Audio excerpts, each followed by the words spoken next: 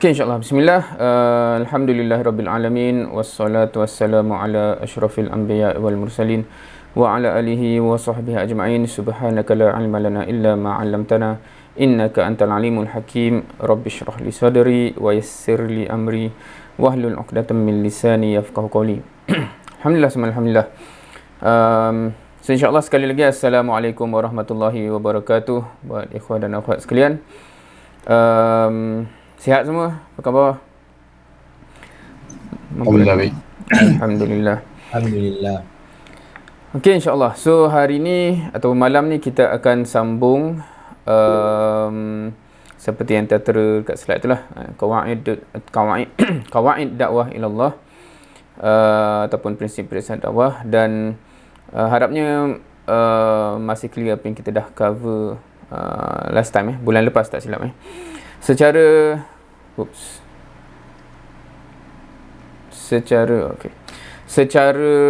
ringkasnya, pada daurah yang lepas kita telah pun cover daripada 1 hingga 10 dan juga 11 hingga 15. Dan yang tinggal untuk malam ni insyaAllah kita akan cuba habiskan asas yang ke-16 hingga ke-21 insyaAllah.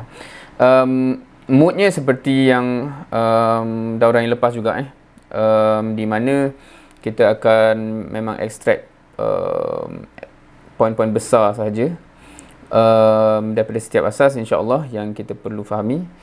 Bukannya kita perlu fahami, sebab kalau ikutkan semua benda dalam tu perlu dan sepatutnya dan sebagusnya, seeloknya difahami secara lengkap. Tetapi dalam masa yang kita ada ni, kita akan cover poin-poin besar lah, poin-poin yang dah kira macam dia punya conclusion. Maksudnya ada dua benda lah yang kita akan tak sempat ataupun tak termasuk dalam benda yang kita ataupun akan kongsikan malam ni. Satu ialah pendalilan dan penghujahan dia. So kita akan terus kepada conclusion lah. Oh, sepatutnya kita asas ni menyatakan kita perlu begini kan. Kalau kita baca dalam buku tu, buku ni kan, ataupun apa-apa versi cetakan yang ada, dia akan pergi in detail. Dia akan bawa ayat-ayat Quran, hadis-hadis untuk mengemukakan dalil-dalil, sandaran-sandaran, hujah-hujah untuk menegaskan perkara tersebut. Tetapi dalam masa yang kita ada ni, kita takkan sempat cover yang tu. So dia akan straight to the point of conclusion. So siapa yang should be interested to know more, insyaAllah bukunya ada kan. Itu satu yang akan basically kita akan skip. Keduanya ialah contoh-contoh yang agak terperinci. Dalam setengah-setengah asas yang kita akan cover malam ni, dia bawa contoh-contoh either technical ataupun reality yang wujud, dan kadang-kadang ceritanya jadi panjang untuk meletakkan konteks perkara tersebut lah kan. So yang tu pun kita akan skip juga kan? atas waktu masa. Keduanya, antara contoh-contoh yang spesifik, very specific dan very technical tu, kadang-kadang mungkin di bumi Malaysia ni setengah daripada kita mungkin tak familiar pun dengan benda tu kan. So mungkin penghujahan ya, ataupun kupasan yang terperinci dan panjang tu mungkin amat diperlukan oleh mereka yang ingin berdakwah di satu tempat yang lain, di Timur Tengah dan sebagainya, di mana contoh spesifik tu amat perlu difahami. Mungkin adanya yang kat sini, mungkin kalau kita cerita tu makin penting sebab asalnya tak tahu pun benda tu kan. Okay. So tu antara benda-benda yang mungkin kalau kita tengok buku, benda tu akan di skip lah malam ni kan. Okay, insyaAllah. So kita terus anda tak perlu remind lah kot insyaAllah, ataupun refresh daripada 1 sehingga ke 15 yang kita dah cover minggu lepas. So kita terus masuk kepada asas yang ke-16 insyaAllah. So fil firq al-fitan wal uzlah wal jamaah, ataupun dalam bahasa Melayu dia mengenai perpecahan ataupun firqah, al-fitan, fitnah, wal uzlah wal jamaah. Okey, tu semua word tu tidak ada translate ni, sebab memang kita ambil dalam bahasa kita pun ambil bahasa Arab tu kan, fitnah, uzlah dan jamaah. Cumanya kat situ al-firqu tu di terjemah sebagai perpecahan. Dengan andaian semua kita faham lah kot, fitnah apa yang dimaksudkan, uzlah apa yang dimaksudkan, dan jamaah apa yang dimaksudkan secara umum. Of course secara terperinci dia akan dikupas dalam asas ni insyaAllah. Okey. Pertamanya yang ditegaskan dalam asas ni, antara rintangan terbesar kepada dakwah dan pendakwah ataupun da'i ialah kekeliruan dalam memahami nas, yang pada zahirnya kelihatan bertentangan, penafsiran dan kefahaman yang berbeza antara satu dengan yang lain. Dan specifically yang akan jadi isu yang besar ialah nas yang berkaitan dengan isu-isu tadi.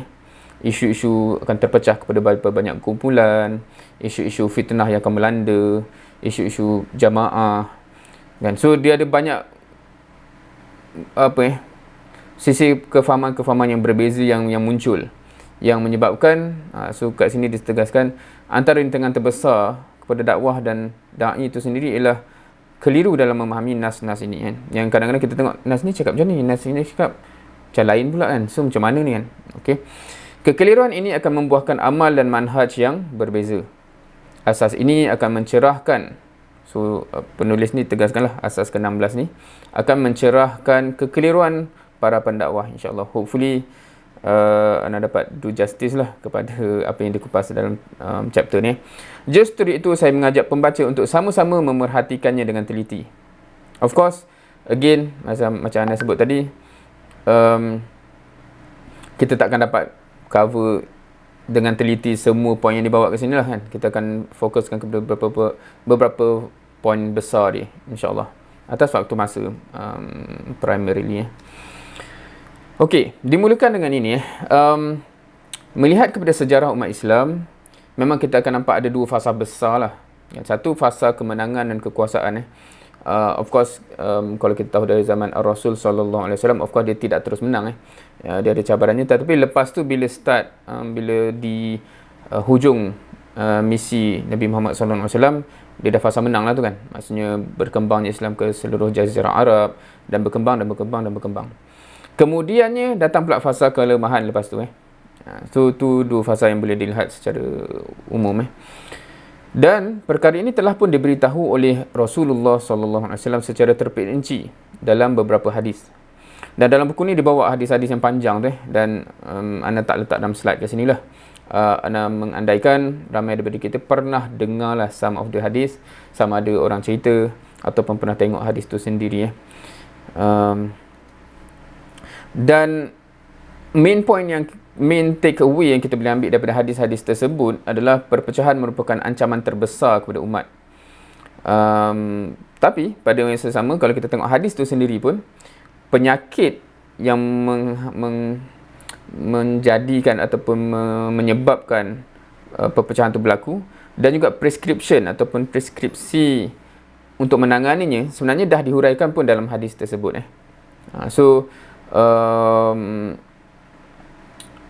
Itu statement dia, tanpa memetik hadis tu secara direct. Kalau kita tengok hadis-hadis tu, dia memang ada sebut. Maksudnya contohnya hadis yang mengatakan ada zaman ni realitinya begini, kemudian datang pula zaman lain yang realitinya berbeza pula, kan. Siapa pernah dengar hadis-hadis sebegitu, kan. Biasanya di hujung ataupun sepanjang hadis tu diceritakan episod-episod yang berlaku, masalah-masalah yang datang, dan kemudiannya apa yang sepatutnya kita buat sekiranya kita hidup di fasa tersebut lah, kan. So itu prescriptionnya. Okey. So penulis dia dah kumpul dan susun hadis-hadis untuk terangkan maksud fitnah, uzlah dan jamaah. Sebab ini tiga konteks yang dirasakan penting. Satu, kerana memang disebut dalam hadis-hadis tersebut. Dan kedua, sebab percanggahan pendapat pun berkenaan dengan benda ni, kan. Apakah fitnah tu? Sepatutnya uzlah, macam mana uzlah pula? Dan apa stand terhadap jemaah? Jemaah ni apa benda pula? Yang ni ke jemaah dan sebagainya. So, berlaku perbahasan dan percanggahan pendapat di situ. So, dekat sini penulis dia kumpul balik hadis-hadis tu dengan harapan untuk dapat menerangkan, dengan harapan dengan jelas bila kita sebut fitnah ataupun berdasarkan hadis tersebut, fitnah tu apa, uzlah tu apa, dan jemaah tu apa. So again, dalam pembentangan ini matan-matan ataupun matan hadis tu tidak akan dibenarkan, akan terus kepada kesimpulan daripada kupasan hadis tersebut. Kalau kita nak pergi kepada perbincangan, baca hadis tu in detail, lalu tengok apa yang disebut oleh Rasul sallallahu alaihi wasallam dalam tu, apa main point dia, macam mana nak faham in context dan sebagainya, memang itu sahaja akan mengambil keseluruhan masa malam ni lah. Itu pun mungkin tak sempat sebab it is a technical discussion. So kita akan terus jump kepada, so habis daripada perbincangan semua ni, conclusion dia apa. So itu method ataupun approach malam ni lah, insyaAllah. Pertama, larangan kepada umat Islam agar tidak terjebak, maknanya larangan daripada terjebak kepada dalam kancah perpecahan dan permusuhan, terutamanya jika perpecahan itu berpunca dari pertikaian akidah dan asas agama. Okay, so ini main point yang besar lah, maknanya ni dah conclusion daripada hadis-hadis tadi, hadis-hadis yang panjang dan beberapa hadis yang panjang.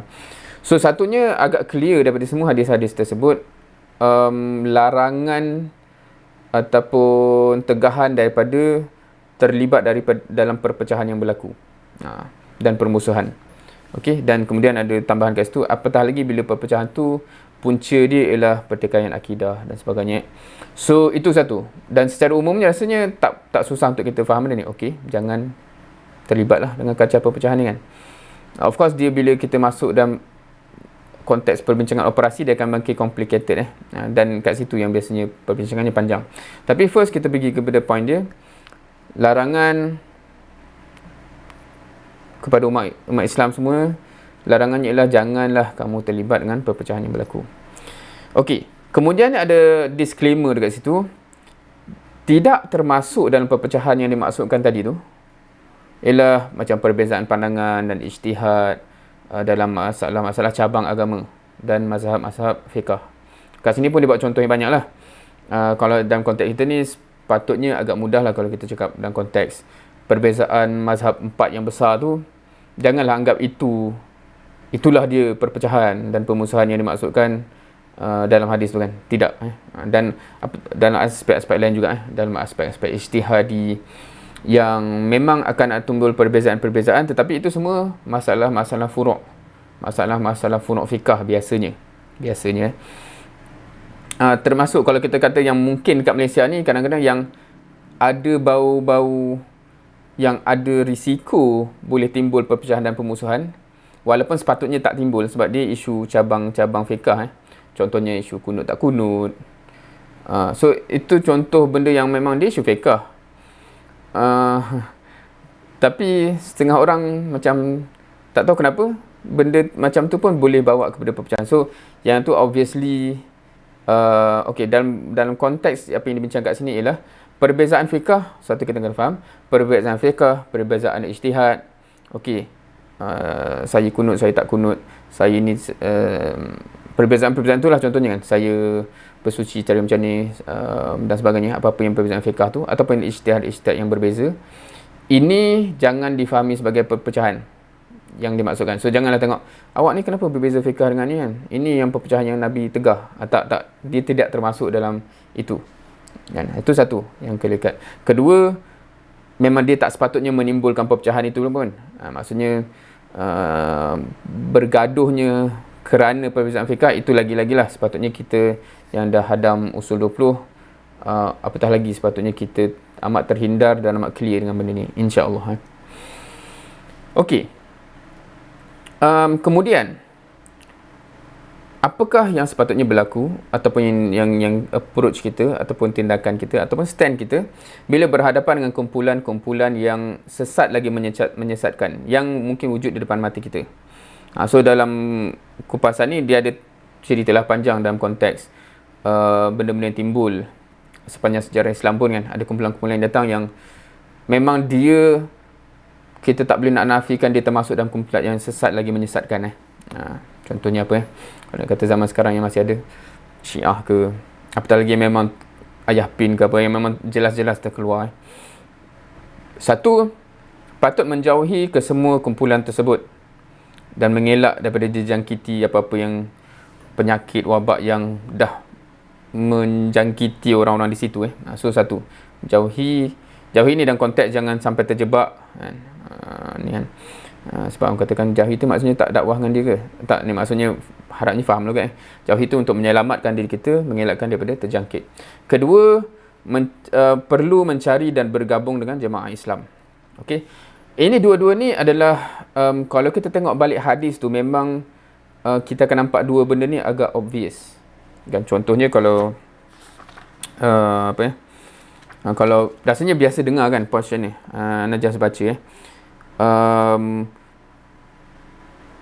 bahagian akhir, sebab Nabi ni salah satu daripada hadis contoh Nabi sebut tentang problem-problem yang berlaku. Kemudian sahabat tanya, so patut kami buat apa kalau kami hidup kat situ kan?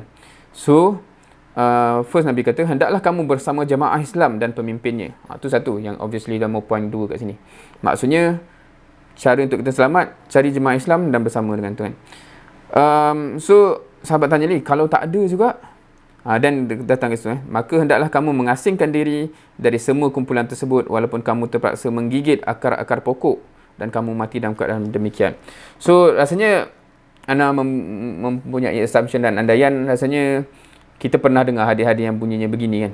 Maksudnya kat hujung hadis tu ada dua possible ataupun dua option yang kita ada. Satunya sebenarnya cari jamaah, tapi kalau jamaah memang tak wujud, maksudnya itu yang datang perbincangan pasal uzlah, memencilkan diri daripada semua orang ni, walaupun sampai terpaksa makan kayu, akar-akar kayu, gigit akar kayu kan, sebab memang tak bercampur dengan orang langsung dah kan.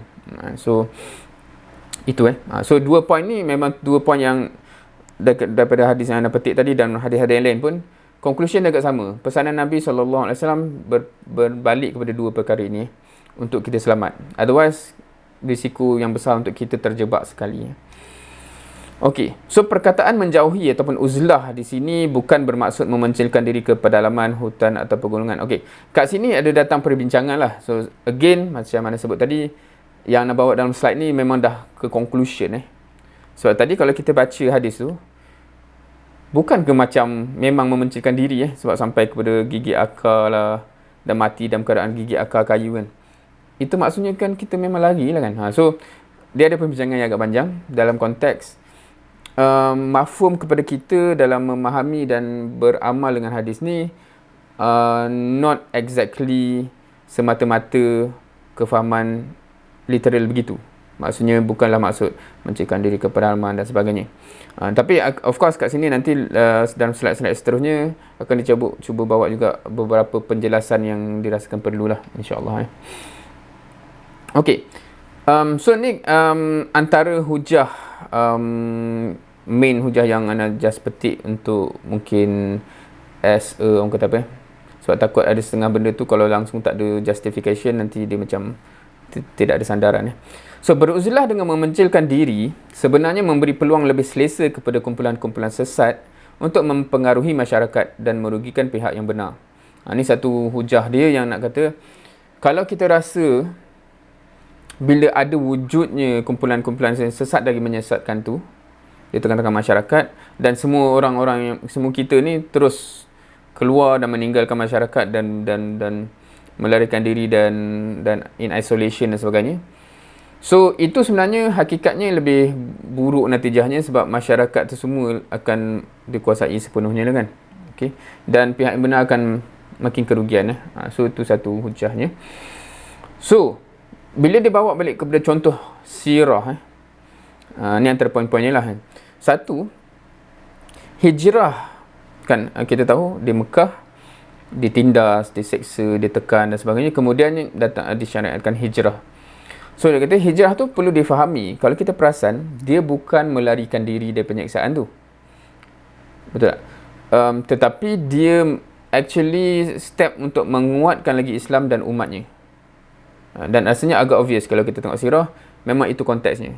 Sebab selama tu tidak perlu disyariatkan hijrah kan, tapi hijrah tu ke tempat yang memungkinkan perkara itu berlaku. Dia bukan just pergi lari, memencikkan diri, buat kampung kita saja dan duduk senyap kat situ kan. Tetapi dia satu stage yang membawa ke dakwah Islam ke fasa yang seterusnya. Okay, so based on, kalau kita nak kata hijrah tu as a justification, kita kena lari daripada, macam Nabi Muhammad SAW lari daripada umat Quraisy, tak, justification tu tak tepat. Unless kalau kita pergi pindah tu memang kita boleh set up negara Islam baru ke apa, kalau kita nak harfi begitulah kan. Okey, kemudian di skip pula kepada para salafus soleh. Berdasarkan amalan para salafus soleh, bila mereka beruzlah, gambarannya ialah mereka mengurangkan keterlibatan bersama kawan-kawan ataupun tidak keterlaluan dan perkara yang biasa dilakukan, hiburan dan perkara harus. So itu mafhum beruzlah dalam konteks salafus soleh. Kan? So ni semua hujah-hujah, antara hujah-hujah yang dibawa nak kata kalau adalah di masa kita ni yang masih menganggap kita perlu beruzlah based on hadis tadi dengan cara memang memencingkan diri pergi pedalaman ke apa, pergi gua ke apa. Tidak, maknanya kalau kita tengok daripada sirah dan juga daripada salafus soleh, tidak begitu. Abu Sulaiman Al-Khattabi berkata, uzlah bukanlah meninggalkan pergaulan dengan masyarakat, tetapi meninggalkan pergaulan yang tiada faedah, tidak berlebihan dalam persahabatan, lebih-lebih lagi dalam perkara yang tidak ada keperluan. So dia more kepada macam mana kita melimitkan benda-benda yang mungkin pada asalnya harus dalam konteks memelihara diri kita lah, basically kan. Dan benda ni pun harapnya kita dapat faham dalam konteks semua asas yang kita dah cover sebelum ini. Sebab nak tak nak, misi kita dalam konteks dakwah dan membawa masyarakat as a whole tu kepada Islam tu sepatutnya kita dah faham. So dia tak perlu diulang banyak sangat kat sini kan. So kat sini dia dalam konteks nak kata discussion menangani persepsi, sebab hadis tadi ada kan, hadis tadi yang memberi indikasi uzlah tadi. So macam mana nak faham konteks hadis tadi tu beruzlah kalau ada puak-puak yang sesat lagi menyesatkan ni? Macam mana nak actually implement hadis tu dalam realiti yang kita dah fahami yang lain juga, hadis-hadis yang lain kata kena dakwah dan sebagainya. So kat sini harapnya makin jelas lah bila kita kita beruzlah tu maksudnya dulu mungkin kita selalulah macam kalau kita berlebihan dalam persahabatan atau perkara yang tak ada keperluan tu kan, kita memang setiap malam melepak dengan kawan kita kedai mamak ke apa, lara dan sebagainya, contohlah. Maksudnya of course walaupun mungkin kita tak, kalau itu mungkin contoh yang tak tepat dalam konteks grup yang sesat lagi menyesatkan tetapi itulah bila nak cakap para salafus soleh, bila dia uzlah tu untuk menjaga solidnya diri mereka tu, dia melimitkan benda-benda yang mungkin boleh dia justify sebagai harus, tetapi aspek implementasinya ialah untuk penjagaan diri tu kan. Okey, uzlah dan fitnah. Apakah bentuk fitnah yang memberikan keuzuran kepada seseorang untuk meninggalkan masyarakat dan mengasingkan diri? Okey, datang satu persoalan. Ada ke contoh fitnah yang memang ketika itu justified untuk seseorang tu memang memencingkan diri terus? Kalau kat sini disebut keuzuran, maknanya sebab hakikatnya kita dah tahu kita memang kena sentiasa berperanan terhadap masyarakat. Tetapi ada ke kes yang menyebabkan ketika ini memang uzur syar'i, jangan campur dengan masyarakat, memang kena keluar terus, beruzlah, literal uzlah fizikal tu. Ada ke? Ada ke situasi yang memang menjustify perkara tersebut? So kat sini dibawa beberapa contoh lah kan, based on conceptual dan juga perbincangan-perbincangan apa yang telah berlaku dalam sirah. Satu, ketika pertumbungan dua kumpulan Islam merebut kuasa, jika masa tu kita keliru yang mana satu yang benar, mana satu yang salah. So dalam konteks melarikan diri dari fitnah, dan kata hujahnya kat sini, if that actually happen, kita boleh actually ambil langkah kecuali dan memang memencingkan dirilah daripada pertengkaran yang berlaku. Dan pertengkaran ni spesifik dalam konteks dua kumpulan Islam rebut kuasa. Faham ke? Dan kalau dalam sirah ada pembincangan tu kan, maknanya ketika tu sebab kalau kita terlibat dan pertemuan tu berlaku, yang rugi pun Islam juga, umat Islam juga kan, sebab dua-dua ni bertelagah dan kita pun tak tahu yang mana yang betul ni kan. So itu clause jugalah, maknanya kita confuse apa yang berlaku ni kan. Dia agak berbeza kalau kita kata memang satu kumpulan Islam ni yang officially Muslim menzalimi satu yang lain, then dia quite clear sepatutnya kita defend kebenaran tu kan. Tapi ini dalam konteks berlaku sebegitu, dan dia kata from that circumstances syar'i untuk kita ambil langkah isolate lah kan. Aku tak tahu apa-apa, aku keluar dari tempat ni kan. Bagaimana pula dengan fitnah yang bermotifkan menghapuskan Islam dan iman? Macam mana pula kalau ceritanya lain? Fitnah, sebab harapnya kita semua clear apa maksud fitnah especially based on Quran dan hadis. Macam mana pula fitnah yang lain? Bukan isu umat Islam bertelagah, tapi isu ada kufar ataupun ada tentera-tentera musuh Islam ataupun kuasa-kuasa musuh Islam yang memang menekan umat Islam, yang memang nak menekan Islam, yang nak menghapuskan Islam. So yang ni kita boleh lari keluar tak? So because it's a different circumstances kan. Tidak ada gunanya mengasingkan diri dari masyarakat atau hanya beriktikaf di masjid dalam realiti sebegini. So dia kata kalau kat sini tak ada argument, tak ada hujah nak kata ada benefit kita buat begitu. Okay. Tindakan sepatutnya ialah kita mencari jemaah Islam dan menggabungkan diri. Sebab itulah keperluan ketika itu untuk menangani fitnah yang berlaku tu kan. So we shouldn't have the default of alamak Islam kena tekan dan sebagainya. Jom kita keluar, melarikan diri, mengasingkan diri dari masyarakat. Sedangkan kita perlu mencari jemaah Islam dan menggabungkan diri. Okay, so itu in short lah. Dalam konteks perbincangan ni sebenarnya amat panjang. Kalau tengok jumlah page untuk asas ni rasanya antara asas yang paling panjang. Sebab perbincangan ni very technical. Tapi ni dah disimplified, amat-amat simplified kepada conclusion besar. So bila kita berhadapan dan dalam keadaan sekarang mungkin realitinya amat dekat dengan slide yang ni lah kan, especially di setengah-setengah negara Islam tu ingin dihapuskan. So bolehkah kita beruzlah ketika tu? So dia kata based on hujah-hujah yang ada, tindakan sepatutnya ialah mencari jemaah Islam dan menggabungkan diri. Now, dalam asas ni juga sebenarnya ada perbincangan beberapa page juga pasal jemaah. Orang kata okay, so jemaah ni yang mana? Yang Nabi kata kena cari jemaah tu apa jemaah tu kan, macam mana, ada lagi ke, dan sebagainya. So ada juga perbincangan yang teknikal di situ, tapi atas waktu masa anda skip yang tu lah. Hopefully insyaAllah essence ni kita faham kena cari jemaah Islam dan menggabungkan diri. Sebab perbincangan tu timbul dalam konteks yang tertentu. Dia kata betul tak jemaah yang Nabi kata hanya yang macam ni je dan sebagainya. So wallahualam. So kita kalau untuk perbincangan ni kita teruskan dulu kepada asas yang seterusnya, which is asas yang ke-17. Okay. So, okay, banyak page ni. Okay. Asas yang ke-17 Al-fahmus sahih sabilul amalis sahih. Ataupun kefahaman yang sahih adalah jalan ke arah amal yang juga sahih. Faham ke Al-fahmus sahih sabilul amalis sahih. So rasanya literally kita dah boleh faham kefahaman yang sahih tu adalah jalan untuk supaya amal kita yang sahih. Dan kenapa benda ni penting? Kerana bila kita dah dari awal tu kita dah bersemangat nak berdakwah dan sebagainya, so kita akan beramal, kita akan berdakwah dan dakwah itu adalah amal kita. So penekanan kat asas ini ialah so kefahaman yang sahih tu perlu ada supaya amal kita pun sahih. Dan dia akan bawa lah perbincangan-perbincangan dalam asas ni. Ada ke contoh yang macam tak jadi sahih tu kan? Okay. So dimulakan dengan faham ni apa sebenarnya kan? Sebab dia punya asas tu ialah al-fahmus sahih.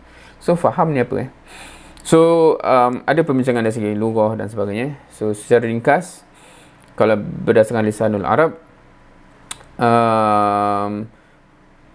faham al-fahmu tu ialah mengetahui sesuatu dengan hati. Tu kalau ni pun still sebab lisanul Arab bukanlah bahasa Melayu kan. So ni pun dah ada isu translation lah kat sini. Tapi in general kita harapnya kita boleh dapat gambaran lah. Okay, mengetahui sesuatu dengan hati. Itu yang dimaksudkan dengan faham. So bila dibandingkan dengan ilmu dia kata faham ni lebih mendalam berbanding dengan ilmu. Ilmu secara umumnya merupakan pengetahuan yang terbatas, manakala al-fahmu menyerupai al-ilmu dari sudut pengetahuan. Okay. From sisi pengetahuan, so al-fahmu ni menyerupai al-ilmu. Tetapi lebih mendalam dalam hubungan maklumat dengan hakikatnya, menerusi interaksi realiti dan aplikasi. Faham ke? So macam bila kita belajar something, kita akan dapat ilmu tu kan. Okay. So apa contohnya, bila benda ni bercampur dengan benda ni akan menimbulkan reaksi benda ni. Contohnya kimia lah kan. So okay, kita ada ilmu tu kan, kita ada pengetahuan itu, pengetahuan Tetapi bila kita cakap faham ni lebih mendalam sebab kalau dari segi pengetahuan saja, dia macam faham tak ni? Faham sebab dalam konteks pengetahuan memang kita macam akan nampak ilmu dengan faham tu overlap dia benda yang sama lah. Tetapi dari konteks hakikat maksudnya actually macam mana tu. Al-fahmu tu amat mendalam berbanding just mengetahui fakta itu dan disebut interaksi dengan realiti dan aplikasi. Okey, contoh apa tak apalah, tak terfikir pula contoh. Okey, salah satu faktor kemunduran umat Islam, ini satu penegasan yang ditulis kat sini, ialah seseorang hanya mempunyai pengetahuan berbentuk kajian satu aspek sahaja. Quite interesting dia bukan nak kata tak berilmu ni, tetapi seseorang tu pengetahuan dia walaupun mendalam tapi satu juzuk tu sahaja. So dekat sini ditegaskan itu satu faktor kemunduran umat Islam Mungkin ada bahagian ilmu yang berada di peringkat yang tinggi, tapi aspek-aspek lain masih di peringkat kejahilan yang dahsyat. Boleh faham ke kalau kita cakap begini? Kan mungkin dalam aspek apa? Dalam aspek juzuk tu kita amat advance dalam Islamic finance, kita amat advance dalam teknologi, whatever lah, ilmu-ilmu juzuk-juzuk tu. Kalau dalam konteks Islam pun macam tu lah, law ke apa mana, amat high level lah. Tapi dalam aspek lain, macam mana nak menangani kerosakan akhlak, semua memang amat jahil dengan kejahilan dahsyat. Contohnya begitu. Dan kadang-kadang kita boleh tengok realiti kita, kadang-kadang ada benarnya begitulah kan. Maknanya dalam juzuk ilmu ini, memang hebat keilmuan kita kan. Tetapi dalam bentuk yang lain macam soalan macam langsung tak tahu nak buat macam mana kan. So itu secara umumnya dia kata itu satu kemunduran umat Islam as a whole lah. Okay, so satu benda yang tu just nak menegaskan beza ilmu dengan faham tu So dia kata kat situ memang ramai. Kita sekarang ni banyak umat Islam yang amat berilmu, ilmunya pun mendalam tapi faham tu tak ada. Begitulah Kesannya sebahagian ulama dengan timbunan maklumat dalam bidangnya, tapi gagal menyelaraskan dengan bidang yang lain dan tak mampu memetakan dalam menangani isu-isu semasa. So ini salah satu kesan Maknanya kalau dia kata cuba kupas kalau ustaz-ustaz kita yang ada bab fiqah tertentu, bab apa-apalah kan, macam dia boleh kupas panjang kan.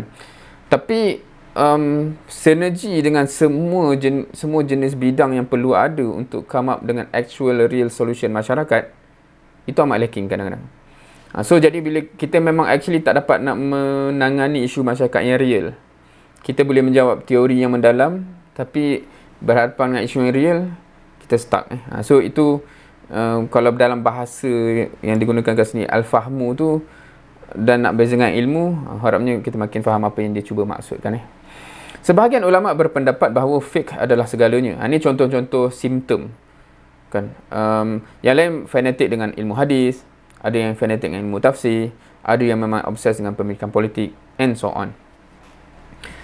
Bila bincang benda ni anak sebagai seorang yang lepasan PhD it's quite interesting sebab bagi orang yang pergi dalam satu juzuk ilmu, kadang-kadang kita terlahir bias yang begini sebab kita rasa macam benda yang paling penting kat dunia ni bidang ilmu kita lah kan, sebab kita tahu semua segala serbi kat situ kan.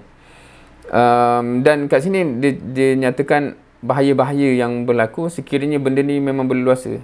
Dalam konteks agama pun jadi macam yang memang amat faqih dalam bidang hadis, dia rasa macam ilmu hadis lah yang semua Islam perlu dan sebagainya, dan dia sampai almost menafikan ilmu lain contohnya. Dan sebagainya kan. Ada kata tak siasah lah yang paling penting kan, sampai menafikan yang lain juga. So ini realiti umat Islam yang berlaku sepanjang zaman yang kita boleh lihat. So dinyatakan kat sini, so macam mana how to move forward. So dinyatakan diberi kerangka faham tu, apakah rukun-rukun faham yang kita kena ada supaya kita mempunyai kefahaman yang sahih tadi al-fahmu sahih tu. So di structurekan kat sini. So dia buat analogi macam peta macam dia kata kalau peta ni ada 3 rukun yang kalau kita kata kita nak supaya boleh kita boleh macam ni kan, kita boleh faham. Bila kita nak bincang balik kefahaman Islam yang kita perlu ada ni, kena ada 3 rukun tu So yang pertama, lakaran peta yang mengandungi perincian setiap pelusuk bandar kampung, bentuk muka bumi, jalan, bukit, bukau, sungai dan apa semua yang ada dalam peta tu. Dan peta ini menjadi gambaran umum kepada segala simbol yang terkandung di dalamnya. Faham ke benda ni? Kita ni tengok lagi ke peta sekarang ni. Tu satu benda lah kan. Dan of course kalau kita ni kadang-kadang bila kita cakap nak tengok peta, tengok map ni, biasanya macam kita nak cari jalan sahaja. Tapi kalau kita berstrategi, pernah tengok tak cerita perang lama-lama? Kadang-kadang kat atas meja dia macam ada macam ala-ala map lah. Dan kadang-kadang tu kalau setengah-setengah tu dia macam even map tu dengan bentuk muka bumi apa semua kan. Kalau pernah tengok benda macam tu So first thing first ialah semua benda tu kena ada. Kita buat segala apa yang ada dalam peta tu. Be it bandar kampung, bentuk muka bumi, jalan, bukit bukau, sungai or whatever terrain yang lain ada kat situ, dan itulah memberi gambaran umum kepada apa sahaja yang ada kat situ. So itu yang dia kata kalau rukun kefahaman yang pertama ialah begitu. Boleh bayangkan kan macam kalau kita faham apa tu kita kena faham semua elemen yang ada dan macam mana benda tu lah kan. So itu nanti kita akan detailkan dalam konteks apa orang kata apa gambaran ni dalam actual konteks implementation. Kedua, peta geografi yang menggambarkan sesuatu mengikut skala yang tertentu yang menggambarkan fakta yang sebenarnya. Peta yang tepat tidak boleh mengabaikan aspek ketepatan skala dan saiz. Ni pun satu lagi dia kata we have to make sure that peta yang kita buat tu tadi ada semua benda dah, tapi kadang-kadang skalanya pula tak sama kan. Maksudnya bukit yang asalnya besar dalam dunia nyata tu jadi kecil pula kat situ, dan maknanya skalanya tak tepat dan sebagainya. It will give a different kata apa conclusion lah kalau kita cuba mengconclude something ataupun buat strategi something. Kita kata ni sebab kita terbayang benda tu macam tu sebenarnya tak silap ni, sebenarnya ni lagi besar daripada ni, tapi kat sini just kita lukis terbalik pula dan sebagainya. So segala apa yang skalanya tak tepat, tidak berpadanan dan sebagainya, dia akan mengganggu. Dan yang ketiga, meletakkan satu pada tempatnya yang sebenar dan tidak diubah kedudukannya. Kalau dia kat situ lah, jangan terbalikkan tempat dan sebagainya. Now, benda ni dia macam common sense lah bila kita cakap peta, macam tu lah dia kan. Maknanya bila kita tengok any map, tak kisahlah landscape ke apa benda, dia kena as accurate. Bukan as accurate, maknanya dia kena exactly mirror apa sebenarnya kan. So biasanya dia akan ada skala kan, 1 cm bersamaan dengan 1 kilometer ke apa. So it will be exact maknanya. So maknanya kalau kita tengok peta, bila 2 cm 2 kilometer lah jarak tu kan, etc. So that's the common practice, sebab kita faham implikasinya kalau main agak-agak dan sebagainya dia akan jadi lain. So that's mafhum Cumanya kat sini gambaran ni dibawa untuk kita balik kepada, so kalau kita betul faham, kita kena ada tiga elemen ni dalam kepala kita Apa maksudnya? Okey, yang pertama, bila kata ada kena semua benda dan sebagainya tadi, peta kefahaman Islam mesti memiliki asas-asas Islam, dan jika kerangka kefahaman tidak menyeluruh, bukan hanya membantutkan pencapaian, bahkan faktor tergelincir dari landasan. Okey, contoh ni contoh problem. Idea yang berkaitan dengan Islam tanpa faham hukum ataupun siasah, tanpa pendidikan rohani, ataupun hanya menumpukan pembinaan peribadi dan bukan pembinaan masyarakat dan sebagainya. Ini contoh-contoh, maksudnya seolahnya kita bila kita tengok peta tu kita nampak setengah benda dan setengah benda yang lain ni invisible. Macam kita tak tahu pun ada kat situ So in other words, kadang-kadang kita boleh kata ni maknanya kefahaman kena syumul lah Maknanya itu pun boleh menggambarkan lah. Maksudnya kefahaman kita bila kita faham Islam tu kena menyeluruh, kena syumul, kena include everything.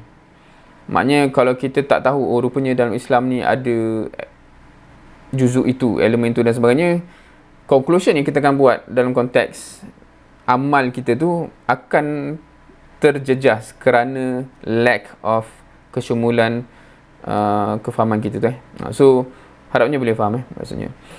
So itu yang pertama. So regardless of kita pengkhususan kita takhasus kita kat mana, tapi first and foremost kefahaman kita kena menyeluruh, kena syumul, inclusive of everything. Itu yang pertama.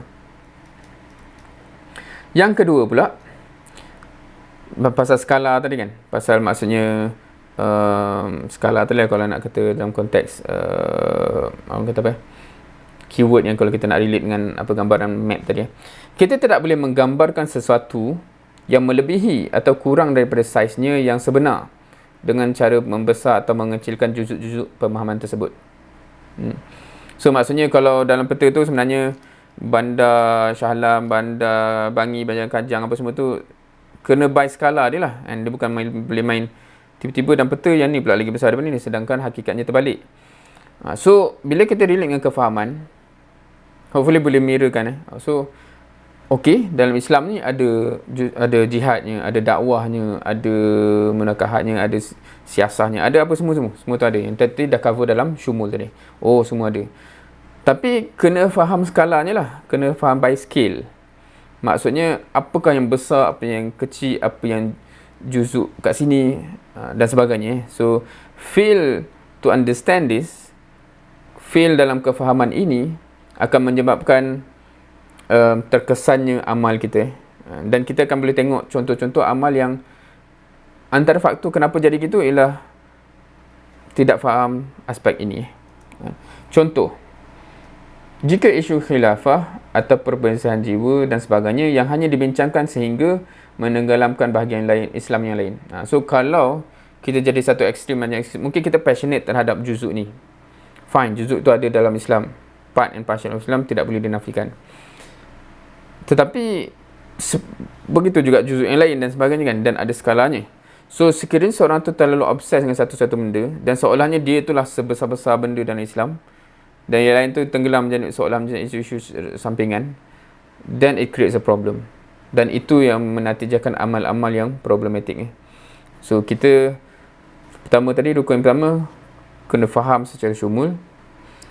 Faham Jangan bukan nak kata kita faham Islam tu syumul, yang tu semua faham, oh Islam tu syumul. Tak. Maknanya bila kita faham Islam syumul tu, kita actually tahu apa elemen yang ada dalam Islam tu. Kan? So ada perbincangan-perbincangan, betul ke dalam Islam ni ada jihad? Macam so contohnya kita pun tak tahu betul ke ada benda tu. So maknanya belum lengkap lah kita memahami Islam secara syumul tu kan. Maknanya apakah yang elemen-elemen kesyumulan tu within the syumul tu. Kedua ni pula ialah setiap benda tu kena difahami dalam skalanya kan. Maksudnya jangan kita membesarkan benda yang furuk kecil ni, kita besarkan jadi sebesar-besar isu dalam konteks masyarakat itu kadang-kadang menarik bila kita tengok benda tu kan. Macam dia isu fiqah yang kecil, tapi dibincangkan macam itulah isu akidah sebesar-besar akidah yang membezakan kufur dengan Muslim. So benda tu blown up beyond proportion yang sepatutnya, yang kadang-kadang amat-amat menyebabkan amalan-amalan yang bermasalah. So far ada soalan apa ke? Okay, tak ada. Okay, sambungan nunggu kedua. Tanggapan yang bertepatan dengan kadar sesuatu unsur kefahaman adalah syarat utama untuk beramal. Okay, so di stress kat sini, we have to understand accurately kadar-kadar setiap satu benda. Banyak penyelewengan dalam sejarah manusia berpunca dari kesilapan membuat penilaian terhadap sesuatu kefahaman. So dia buat contoh yang banyak. Contohnya Yahudi dan bangsa terpilih. Now konsep tu ada dalam original apa yang turun kan. Maksudnya dan sebenarnya setiap contoh ni quite interesting ni ada parallel dengan kita. Kita rasa tak kita ni bangsa terpilih? Kadang-kadang kita kata kan, kita lah umat Nabi Muhammad SAW, bangsa yang terpilih dan sebagainya. Contoh kat situ ialah satu elemen tu dia nak cakap dia tidak faham dalam skalanya, sehingga seolahnya itulah definisi agamanya, yang menyebabkan dia pandang semua bangsa lain tu boleh diperlakukan apa yang dia nak.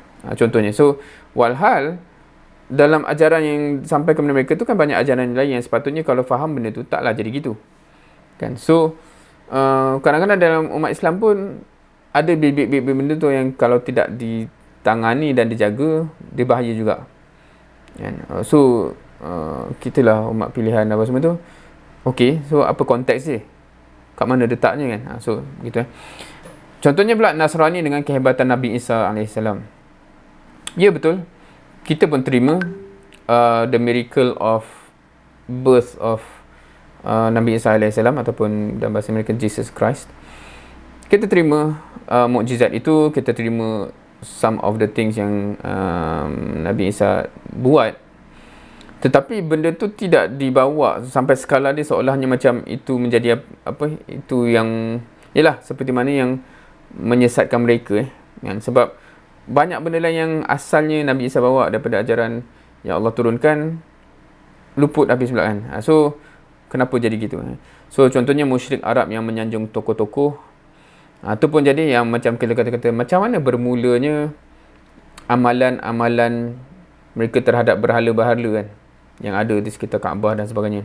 Dia bermula dengan niat yang baik, niat yang murni, nak mengingati orang-orang tokoh-tokoh yang baik di kalangan mereka dan sebagainya kan. Familiar dengan kisah ni kan. Tapi it end up become satu amalan syirik So Syiah dan mencintai Ali dan Ahlul Bait, ni pun rasanya kita kuat familiar Maknanya adakah menghormati Ali ke contohnya, ataupun Ahlul Bait part of Islam, ajaran Islam yang kita sepatutnya pegang juga? Ya, tapi pada tempatnya dan kadarnya lah kan. Maksudnya kalau benda tu dibesarkan sehingga macam seolahnya benda yang lain yang juga patut dijaga seolahnya macam boleh dilanggar dan sebagainya, dan dia dah melangkaui batas yang sepatutnya. So ni dia bawa contoh, dan ada lagi contoh-contoh lain yang mungkin kita pun ada setengahnya yang kita tak familiar sangat, yang disebut bila kita tak tahu letak duduknya satu-satu kefahaman itu, dan benda tu blown out, dibesarkan melebihi kadarnya ataupun sebagainya, dia boleh sampai ke level menyesatkan lah kalau kita ambil contoh-contoh ni, which is amat bahaya. Dan setiap contoh ni quite interesting. Bila kita sekali lalu kita reflect, ada tak dalam masyarakat kita kan, kita amat mencintai Nabi SAW tak? Tapi adakah dia kecintaan Nabi kita tu dibesarkan sehingga melebihi kadarnya? Tu bahayanya. So semua benda tu ada tempatnya. As long as kita faham dalam kadarnya, insya-Allah masih okey kan. Tapi dia bila di skalanya dah tak tepat dah dengan map yang asal tu, dia dah jadi benda lain kan. Dan kadang-kadang ada bibit-bibit yang merisaukan lah bila kita tengok contoh-contoh Alasan dia macam bagus kan, kita buat ni kerana mencintai Nabi SAW. Alhamdulillah bagus cerita tu kan. Tapi dia perlu dipandu dengan skala yang sepatutnya lah dalam map kefahaman Islam kita yang menyeluruh ni. Kalau dia seolahnya sampai melanggar benda yang lain yang sepatutnya tak dilanggar, dan semua benda pun okey sebab cinta Nabi ataupun apa-apa contoh yang lain, itulah yang kita sepatutnya faham daripada orang-orang terdahulu yang tidak terjaga benda tu, akhirnya menyeleweng. Na'udzubillah min zalik. Okey, so itu bab yang kedua, rukun kefahaman yang kedua yang kritikal untuk kita faham. Yang ketiga, meletakkan asas-asas kefahaman pada tempatnya yang sebenar. So ni tempatnya pula kan, maknanya tempat tu dialih ke apa semua, itu pun satu hal juga Strukturnya perlu dikekalkan pada kedudukannya mengikut tangga aulawiyat, kerana ia akan memberi kesan kepada metod dan cara berfikir. So benda yang di depan, benda yang di belakang dan sebagainya itu kena difahami juga. So kalau kita tak faham benda ni duduk kat mana, dia pun boleh menyebabkan amal kita pun tersasar. Okey. So dan keyword kat sini ialah dia jadi aulawiyat. Okey, contoh. Jihad qital adalah kemuncak ibadah dalam Islam, dan dia juga adalah strategi menentang fitnah dan kejahatan. Dan kita tak boleh nafikan jihad qital adalah sebahagian daripada kesyumulan Islam. Namun kita akan faham juga sepatutnya jihad qital belum diizinkan sebelum hijrah. Kenapa? Ketika itu syarat-syarat yang membolehkan jihad qital tu belum wujud. Boleh faham contoh ni? Kan? Kita ada dua ekstrim. Of course mungkin contoh kat sini adalah salah satu ekstrim lah, yang menyebabkan seorang tu belum sampai masa pun dia terus nak declare jihad qital. Itu satu ekstrim. Satu ekstrim lagi yang quite interesting ialah almost menafikan jihad qital tu sebahagian daripada kesyumulan Islam. Itu pun satu ekstrim juga sebenarnya. Kalau anda tanya, quite interesting soalan ni. Dalam Islam ni ada ke disyariatkan macam ni? Boleh kita berperang dalam Islam ni? Dan dalam usrah yang quite recent anda bawa, quite interesting, ada yang cakap, bukankah dalam Islam ni peperangan hanya self defense? Okey, itu satu contoh hasil serangan pemikiran. Maksudnya dia menyebabkan, dia macam satu juzuk, macam kalau kita kata dulu British menangani Malaysia contohnya kan, ataupun tanah Melayu ni, dengan menyebabkan Islam tu difahami dalam ritual sahaja dan sebagainya. Maknanya benda tu dikecilkan. So bila jihad qital tu pun dikecilkan, macam dalam Islam ni jihad qital ni hanya dalam konteks self defense. Itu satu pemikiran yang bahaya sebenarnya, sebab dia menyebabkan, dia merosakkan kefahaman kita dalam Islam yang syumul. Cumanya Ana bila sebut benda ni pun Ana tak tahu adakah orang pernah dengar penjelasannya. Sebab satu lagi ekstrim bila kata, oh so boleh perang, dia pergi ekstrim lagi satu pula kan. Maknanya belum sampai masa pun dia nak berperang dah kan. Sedangkan kalau dia bawa contoh sirah, contohnya Hamzah, Umar, dia boleh tak pergi bawa pedang dia pergi lawan musyrik Mekah tu? Kekuatannya ada, tetapi tidak diizinkan. Tidak diizinkan sebab dalam Islam tu setiap benda ada tempat dia, ada syaratnya. Masa sebelum hijrah tak cukup syarat untuk buat benda tu, so jangan. You kuat macam mana pun, kalau nak lawan you memang boleh pancung, semua orang takut dengan you. Kalau cakap pasal Umar, still tak diizinkan. So kita kena faham gitu. So dalam konteks kita, yes, kita kena terima dalam dakwah ni jihad qital is part and parcel of kesyumulannya, but it can never be implemented selagi belum cukup syarat. So itu contoh semua tu faham kedudukannya di mana, or in other words aulawiyatnya di mana lah. Okay. Now masuk kepada satu topik, tumpuan versus kefahaman dan kesedaran. Ini with respect to, sebab kalau kita perasan dalam penyusunan gerak kerja amal dakwah kita akan ada pemfokusan yang berlaku, betul tak? Kan kita kita tumpukan dakwah non-Muslim di Hidayah Center. Kita tumpukan bantu orang yang perlu bantuan di MyCare, contohnya I Bantu ke. Kita tumpukan tarbiyah student ke. Itu semua jenis tumpuan-tumpuan.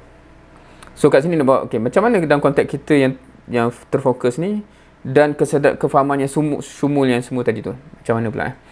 So tumpuan dan penekanan kita terhadap satu marhalah tidak sepatutnya membuat kita terlupa dari mengingati lakaran umum keseluruhan marhalah. Boleh ke? Nak ulang. Tumpuan dan penekanan kita terhadap satu marhalah tak sepatutnya membuatkan kita terlupa dari ingat lakaran umum keseluruhan marhalah. So, sekarang kita marhalah ini. Sekarang kita di sini tumpukan untuk hidupkan anasir takhir ke, kita nak kumpulkan kaedah sulbah ke kat sini dan sebagainya.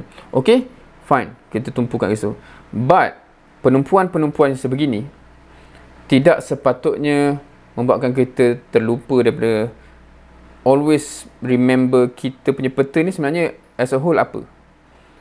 Tu critical sebab kadang-kadang kita bila pengkhususan tu bagus untuk efficiency dan effectiveness. Tapi bila kadang-kadang kita lama bergelumang tu, kita terlupa sehingga kita membuat kesimpulan yang salah. Tak ada. Kita ni lah yang paling penting kan. Anak kat tarbiyah ni lah yang paling penting kan. Siasah tu apa je.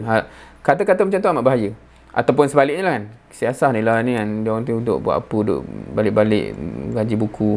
Ataupun apa-apalah. Semua yang maksudnya apa? Bila dia sampai ke level seolahnya merasakan pengkhususan kita itulah yang sepenting-pentingnya dan map yang lain tu seolahnya tak ada makna, dia dah sampai ke level yang masalah. So kita kena clear, kita memang dari aspek efficiency bekerja dan effectiveness untuk mencapai objektif, pengkhususan tu satu keperluan. Tetapi jangan ever menyebabkan just kerana kita tumpu di IPT menyebabkan kita kata tak payahlah kat kampung tu, or whatever kan. So itu bahaya. Manhaj yang mantap yang sentiasa memfokuskan pencapaian objektif Islam yang utama adalah rukun faham. Macam ayat ni. So, manhaj yang mantap yang sentiasa fokuskan pencapaian objektif Islam yang utama tu adalah rukun kepada faham. Faham ke?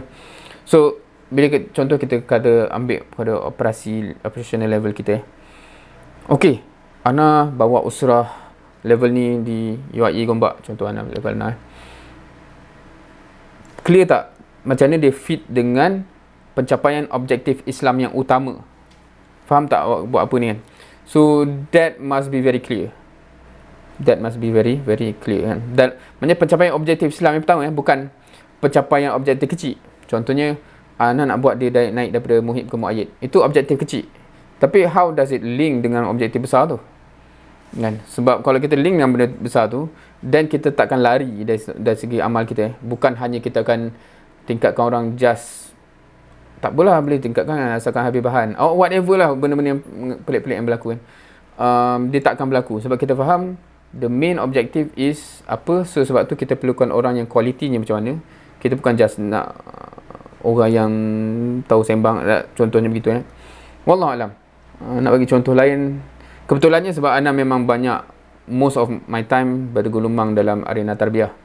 Tapi Ana cukup clear dia punya letak duduk dia di mana, fungsi peranannya di mana, dan peranan lain yang juga melengkapkan peta tu di mana kan. Dan kat sini bila kita faham fungsi di mana dan macam mana dia complement semua juzuk yang lain, kita akan always kejar objektif tu lah kan. Bukan dia jadi macam kita menghabis masa je kat situ kan. Dan rasa seronok sebab kita ada fokus Okey. Dia bawa contoh hadis Jibril yang berlaku di akhir zaman kenabian perlu okey. So ni dia kepada point always remind. Jangan bagi sampai terlupa benda-benda basic. Benda-benda basic. So dia buat contoh hadis Jibril. Kalau kita tengok hadis Jibril, point-point dia very basic, betul tak? Kan, apakah itu Islam, apakah itu iman, very basic. Tapi dia kata, perasan tak hadis ni ceritanya berlakunya peristiwa tu di hujung kenabian. Maksudnya para sahabat ketika itu bukan tak tahu benda tu, bukan first time. Oh, okey, itu Islam tu itu rukun Islam. Tak. Dah lama dah kan. So kenapa Jibril datang? So yang Ibrahim dah bawa kat sini ialah constant reminder, impactful reminder tu amat critical. Jangan anggap kita ni dah lama dalam tarbiyah, kita tak perlu diingatkan benda-benda yang amat basic. Sebab it's fundamental. We always have to go back to, in the first place, kenapa kita buat semua benda ni kan. So itulah isu kita kadang-kadang quite interesting Kadang-kadang kita nampak oh, Islam perlukan semua benda ni, salah satu benda ni aku nak tolong kat sini. Bila pergi ke pengkhususan, kita akan pergi dalam kan. Sehingga kadang-kadang kita terlupa awal ceritanya. Benda ni sepatutnya complement semua benda ni dalam cara apa kan. Tapi kadang-kadang bila dah pergi mendalam dalam satu juzuk tu, kita tenggelam dalam juzuk tu kan. So orang siasah akan seolahnya menganggap semua benda pun siasah. Orang tarbiyah akan anggap tarbiyah lah dengan yang lain tu tak penting. Orang tak tahu apa cerita lain So dia jadi gitu.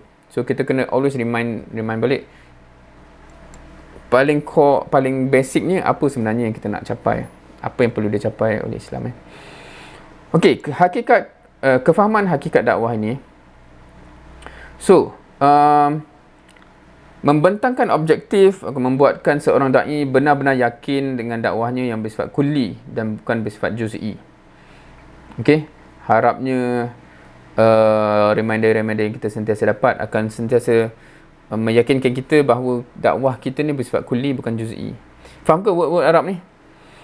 Kalau ada apa-apa yang perlu disoal, minta soal So maksudnya dakwah kita ni bersifat menyeluruh bukan bersifat juzuk-juzuk. Dakwah kita hanya nak kat sini kalau Ana bergelumang banyak dengan student kebanyakan usrah yang nak bawa ialah student. Tapi kalau kita tak nampak duduknya kat mana, dia boleh jadi self-defeating amal lah. Maksudnya kita buat amal tu menyebabkan rancak di IPT, tapi percentage yang akan still buat kerja yang hebat lepas grad amat sikit. Sebab cara kita memang mesti menyiapkan diri dia untuk hebat di IPT walaupun tak jadi apa kemudian. So dia kena faham, jap, kita buat ni untuk dapatkan dia jadi jundi kepada dakwah ni throughout his life. So cara kita train dia kena dalam training yang menyebabkan dia dah kerja sibuk pun dia willing to bekerja untuk dakwah. So apa-apa benda yang bila kita faham macam tu, cara kita tarbiyah tu bukan macam cara yang menyebabkan kita dapatkan dia hanya 4 tahun tu sahaja. So tu contohlah. Kita kena faham dakwah kita bersifat amat menyeluruh. So apa yang kita buat ni untuk capai benda menyeluruh tu bukan hanya dalam juzuk ni je. Dia perform kat sini, alhamdulillah. Lepas tu dia bernostalgia lah. Dulu pakcik memang masa student dakwah hebat kan. Tu sedih lah. Da'i akan menyadari bahawa dakwah yang dilaluinya mempunyai berbagai mahalah dan ufuk yang luas. Ni pun satu juga. Maksudnya kita kena faham kalau Al-Banna memang dia tegaskan di awal dan sentiasa di remind. Marhalah kita ni ada marhalah ni, marhalah ni dan marhalah ni. So satu isu bila orang tak faham benda tu, contoh marhalah pembinaan dalam usrah ni untuk membawa ke marhalah seterusnya yang kita boleh perform sungguh-sungguh di medan masyarakat. Kalau kita tak faham benda tu, kita seronok dalam halaqah sama kita je, kita tak nak keluar-keluar ke masyarakat. Itu suatu problem juga. Maknanya, jap, awak faham tak kita berusrah, mentarbiyah ni untuk apa? Untuk solidkan diri kita supaya bila kita semua turun ke masyarakat, memang kita boleh merubah masyarakat. Ni tak seronok lah dengan masyarakat. Saya nak duduk dengan sama-sama kita je. Then we do not understand, jap, dakwah kita ni ada marhalahnya dan kita perlu shift dan shift tu harapnya faham dulu kan. Jangan kata dah grad usrah pergi ke situ pula. Bukan. Tapi nak katanya perkembangan dakwah ni ada marhalahnya dan kenapa kita titik beratkan sangat satu elemen di sini kerana dia membantu di marhalah yang seterusnya dan ufuknya luas. Barulah akan difahami betapa besarnya usaha yang perlu diberikan pada dakwah dan bebanan yang perlu dipikul. Now, only if we understand all of this, baru you akan realise, memang perlu that level of commitment. Memang perlu that level of pengorbanan. Memang perlu that level of contribution. So, mungkin ini isu besar kita lah kot ketika ini. Dan memang kita teruji sebenarnya bila di fasa-fasa yang memang memerlukan semua orang-orang yang telah di tarbiyah ni menyumbang secara optimum pada fasa-fasa tertentu. Kita akan tengok again and again amat menyedihkan lah apa yang berlaku. One of the factor ialah kita gagal untuk actually establish kefahaman dan semua ikhwah-akhwat ni apa yang kita nak capai, menyeluruhnya apa yang kita nak capai, marhalah-marhalah yang akan membawa kita ke sana, dan all of those akan memberi gambaran bahawa then aku perlu bagi this level of effort, commitment, contribution dan sebagainya. Dan kita selalu akan jadi kita sebab mungkin kefahaman tu amat kabur, kita rasa tak bersalah langsung untuk bagi just tak apalah. Ana boleh bagi takat ni je lah kot. Waktu ni channel free. Dia jadi gitu. Itu masalah yang besar yang berlaku. Sekiranya kefahaman tu tak ada. Menyadari perbezaan antara tenaga yang dituntut dan dihabiskan akan membuatkan da'i bersedia untuk meninggalkan tenaga. So kalau kita faham, kalau hakikatnya macam ni lah dakwah ni, memang dia perlu level ni punya tenaga. Dan disebabkan aku bagi tengah ni, sebab tu memang tak jadi. So that is the first realization yang perlu berlaku lah. Kan? Kalau kita tak ada yang atas ni, kita tak tahu faham dakwah ni nak apa tak tahulah. Sebab tu kita tak tahu faham benchmark yang ada. So bila kita dah bagi something pun, kita sentiasa compare dengan tapi orang lain bagi lagi sikit. So aku dah bagus aku ni kan. So kita jadi gitu unfortunately. Ia juga sedarkan da'i bahawa dia sepatutnya rasa bersalah apabila tidak sampai kepada matlamat yang ingin dia capai. So ini pun satu benda yang kritikal juga. Kita dah rasa tak benda ni kan? Untuk mengangkat, ni dia bawa contoh dalam buku ni. Untuk angkat beban 100 kg, maknanya perlulah kekuatan yang memang boleh angkat 100 kg. Kalau yang dibagi tu 90 kg je, memang tak akan terangkat. Fahamkan analogi tu? So, kita kena realise, dakwah tu perlukan that level of apa force yang perlu mengangkat dia. Dan disebabkan itu baru kita faham, memang tak boleh lah kalau jumlah ikhwah kita takat ni je kan. So kita kena capai takat tu. So sebab tu lah aku bina seramai mungkin yang kualiti dia boleh angkat takat tu. So then baru kita akan rasa kenapa Aku ni, ya Allah, berdosanya aku tak bina orang baru, tak tajmid sebab tak menambahkan kekuatan yang perlu untuk angkat beban dakwah ni. Sebab tu kenapa aku berdosa, sebab aku sendiri pun tak. So baru kita akan rasa gitu. Selagi kita tak faham kita kenapa sebenarnya kita ikut usrah in the first place, dan rasa bersalah tu tak timbul lagi, then it is hinting towards a lack of understanding. Okay, seterusnya 18. Jap, kita 10.30. Hopefully insyaAllah sempat. Sempat tak? Hopefully insyaAllah sempat. Al-Qa'idah As-Saminah Asyar. Al-Fahmus Sa'idu Wal-Fahmul Wajib. Kefahaman yang mendominasi dan kefahaman yang wajib. Okay, asas ni quite interesting dia punya statement asas ni, sebab rasanya ramai orang kalau sekali baca macam tak faham apa nak cakap ni, apa benda tu kan. So tak apa, as long as bila kita cover point dia kita faham. So dia nak compare kan sebenarnya, apakah kefahaman yang mendominasi umat Islam sekarang dan apakah kefahaman yang sewajibnya kita bina. Rasa kalau sebut macam tu faham kot. Sepatutnya kefahaman umat Islam macam mana, tapi kefahaman yang mendominasi umat Islam sekarang macam mana. Dan do you see the disparity kat situ. Okay, ramai daripada umat Islam yang menghadapi masalah untuk memahami Islam. Ini lebih bahaya dan membinasakan berbanding serangan musuh. Itu satu segmen yang besar. Maksudnya dia kata, satu is the problem lah. Ramai umat Islam ni ada problem untuk memahami Islam tu itself. Kedua ialah, this is actually much more damaging than attack from outside. Okay, bila umat Islam tu sendiri pun amat problem nak faham Islam. Umat Islam kini dikuasai oleh kefahaman individualistik. Siapa yang rasa diri dia masih predominantly ada ciri-ciri ni, maknanya, dan ini memang quite obvious lah rasanya kan? Kita memang dikuasai oleh kefahaman individualistik. Biasanya berlega dari sekitar kepentingan diri sendiri sahaja, dan tanda yang agak obvious dan akan jadi pasif bila berhadapan dengan kepentingan jamaah dan kepentingan umum.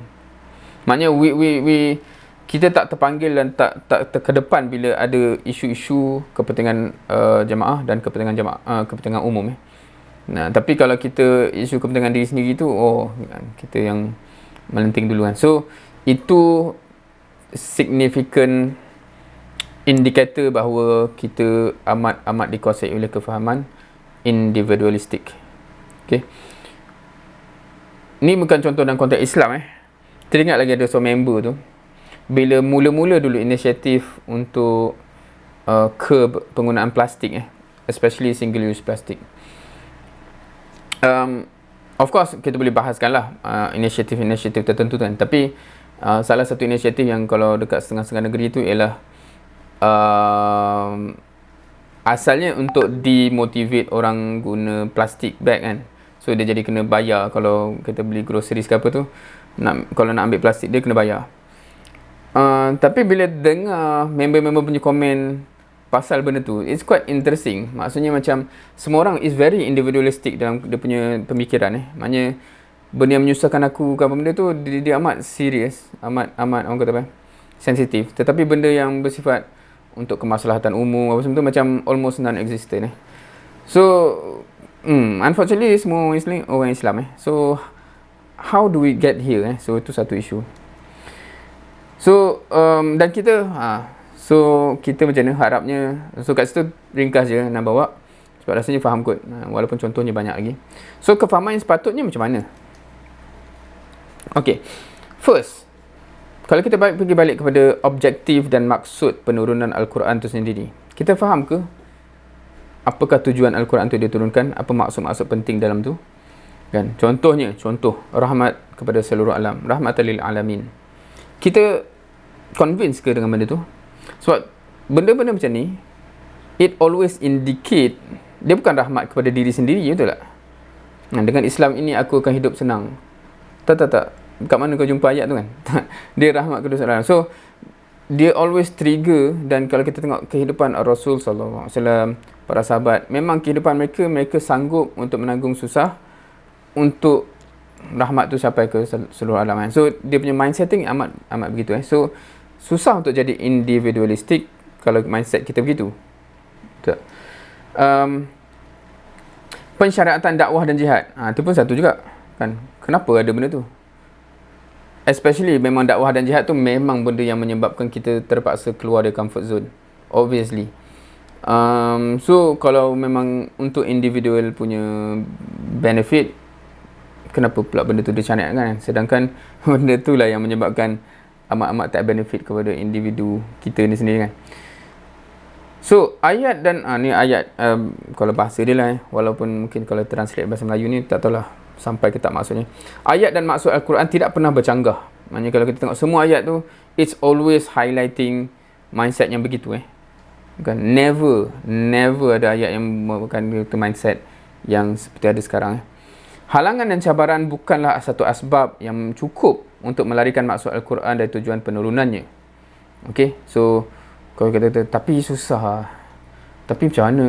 So halangan, cabaran, difficulties yang ada is not an acceptable excuse untuk kita larikan maknanya apa yang maksud Al-Quran, tujuan Al-Quran ni kita tolak ke tepi. No, it's not a valid excuse Faham ke? So simple je. Conceptually simple je asas tadi. Dalam konteks melihat kefahaman yang mendominasi umat Islam sekarang dan kefahaman yang sepatutnya amat jauh, dan macam mana kita nak close the gap dan actually bawa semua umat Islam ni kepada kefahaman yang sepatutnya Kalau nak ambil contoh duniawi sikit contoh duniawi tapi sebenarnya Islam lah, maksudnya contoh bukan cerita pasal yang normally orang cakap pasal Islam, tapi pasal isu-isu zahir dunia. Kita rasa berdosa tak kalau cara kita parking kereta tu menyebabkan susah orang berjalan, menyebabkan jalan tu jadi unnecessarily terganggu, jam pula dan sebagainya? Kita rasa berdosa tak? So contoh-contoh macam ni quite interesting sebab kalau kita mengimani iman kita menyebabkan halangan yang kecil dia jalan tu pun kita akan nak hilangkan dia, tapi kita letakkan kereta kita tu menyusahkan jalan orang tu, kita tak rasa terkait dengan iman, terkaitkan dosa pahala. It's quite weird sebenarnya dalam konteks kalau kita faham Islam tu apa. Tapi unfortunately umat Islam kita tak sensitif langsung benda tu. Masa Ana baru beli rumah dekat tempat Ana duduk sekarang, dia macam almost macam Ana rasa macam by default, okay, aku memang nak tak nak akan ada 2 kereta lah, sebab memang terpaksa zaujah pun hantar nak sekolah sebab jadual macam tu. So nak tak nak rumah ni, household ni memang kena 2 kereta. Rumah ni masa beli memang pagar dia tak muat 2 kereta. So memang kita kena spend sikit lah untuk pecah pagar ni supaya 2 kereta boleh masuk. Tanpa letak 1 kereta terjujur kat luar, kacau jalan orang Padahal itu by default sebab kita orang Islam, kita faham macam tu. Tapi rupanya Ana satu-satu orang kat taman tu yang macam tu kot. Sebab semua orang suka hati je parking kereta kat luar rumah, walaupun dalam tu tak ada kereta. Dia nak letak baju je ke, sedia baju, sehingga jalan tu jadi 2 lane jadi 1 lane contohnya. So masa Ana baru pindah, Ana fikir sekejap, kenapa orang Islam fikir macam ni? Shouldn't this be alien to Muslim? Tapi Ana rasa ke Ana yang pelik? Tu Ana kadang-kadang tertanya juga, ke Ana yang pelik? Tapi apa yang dia bawa dalam buku ni memang quite interesting. Kefahaman yang mendominasi umat Islam sekarang ni memang dah jauh daripada kefahaman Islam. Maksudnya it's very individualistic. Maksudnya alah, boleh je letak kita kat luar tu, kenapa nak letak kat dalam ni? Biarlah kita guna space ni untuk kita buat benda lain So it's very individualistic punya itulah Okay, seterusnya asas yang ke-19, Al-amru bil ma'ruf wan nahyi 'anil munkar fardun min furudil ummah.